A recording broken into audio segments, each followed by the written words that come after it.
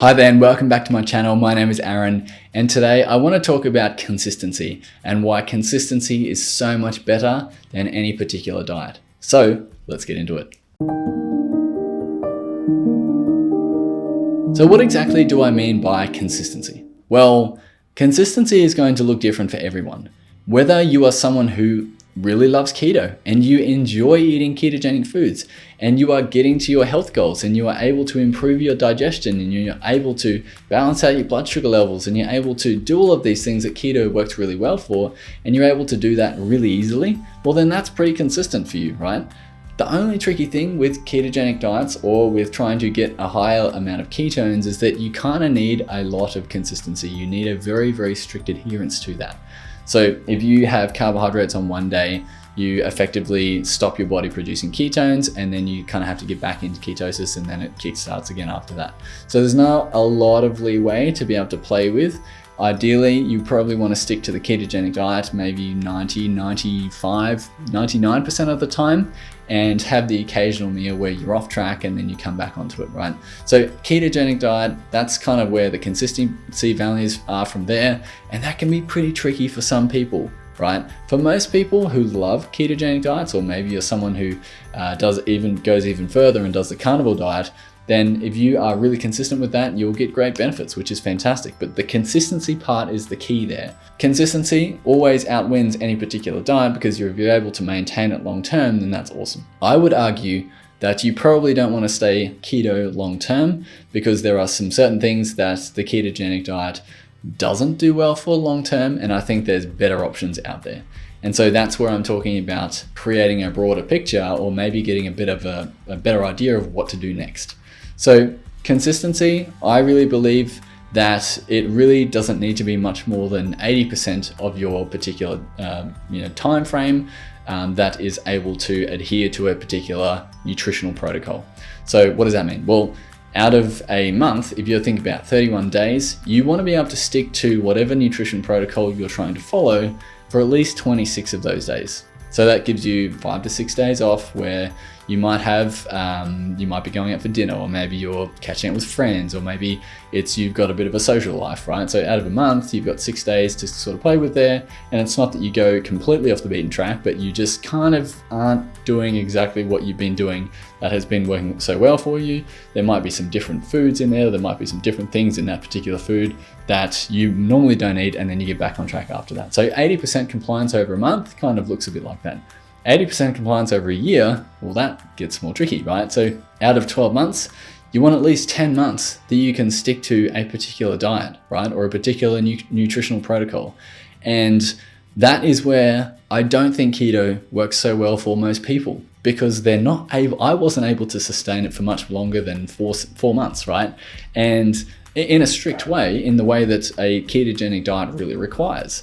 So what else was there for me? Well, I started bringing back carbohydrates and I started performing much better at the gym.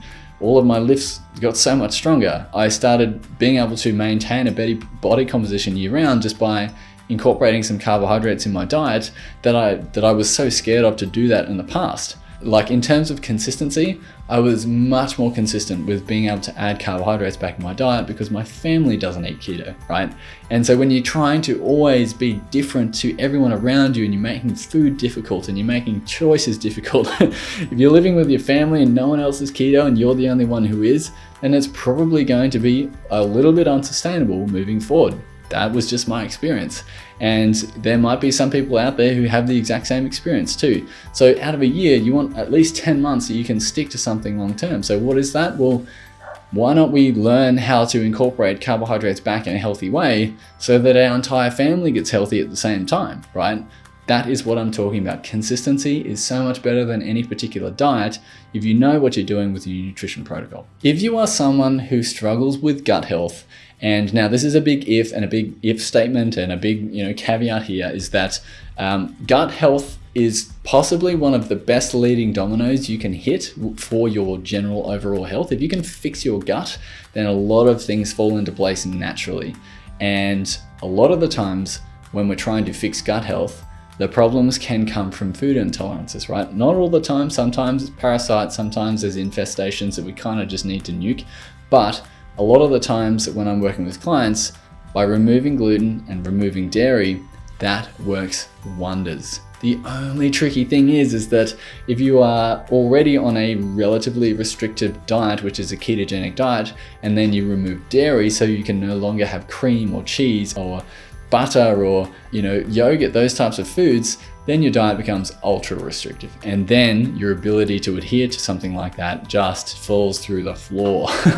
And it gets really, really hard to maintain because there's not much food that you can eat outside of that. And it gets hard when you're eating out and all those sorts of things. So if you're someone who is struggling with gut health and you want to remove dairy from your diet to see how that fares for you, then maybe bringing back carbohydrates can be really, really helpful. That was what I found super sustainable for me, was that I try to avoid dairy altogether these days because it just doesn't fare well with me long term. It doesn't create the best environment for my body or my gut health.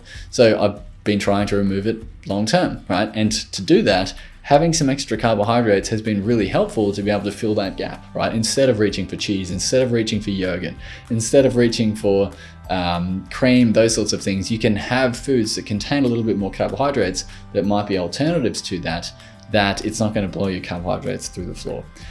So if that is if that is helpful for you, then I hope that helps. Gut health is a big thing now, and I think it's really, really important for us to be able to maintain gut health and good gut flora and maintain good digestion and help our body, pass food through properly.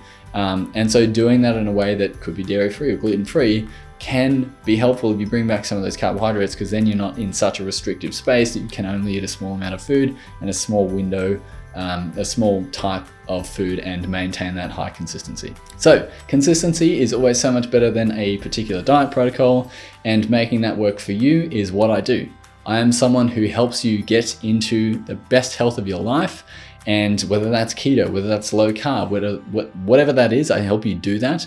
And then if it requires, I help you bring back the carbohydrates without gaining the weight back. So if that's something that you're interested in, then get in contact with me. Let me know. Put it in the comments below. I would love to reach out, and I would love to help you in any way that I can. If you have any other ideas for videos you would like to see on bringing back carbohydrates in your diet, then also put them in the comments below, because I'm open to creating videos about this. This is a relatively new topic that I don't see so many people covering. So I might be the first person to create a video on that topic. So I would love to do that for you. And until next time, stay safe, and I'll talk to you soon.